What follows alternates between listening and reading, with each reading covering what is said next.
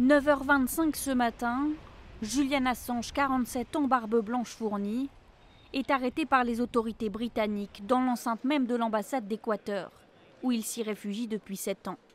Le fondateur de Wikileaks semble affaibli, vieilli même.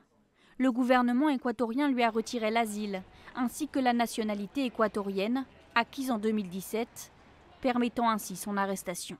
Le comportement irrespectueux et agressif de Julian Assange, les déclarations hostiles et menaçantes à l'égard de l'Équateur de la part d'organisations qui lui sont acquises et avant tout la violation de conventions internationales ont conduit à une situation où l'asile accordé à M. Assange ne peut plus être maintenu et n'est plus viable.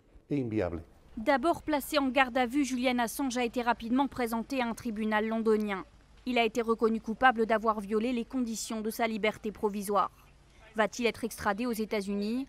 En 2010, il avait publié des milliers de documents confidentiels sur le site de son ONG, Wikileaks. Elle a pour but de donner une audience aux lanceurs d'alerte. Les États-Unis avaient formulé une demande d'extradition. Julian Assange y est accusé de complot de piratage informatique. Notre politique est la même partout et tout le temps, et elle sera appliquée également à Julian Assange. S'il risque la peine de mort, il ne sera pas extradé.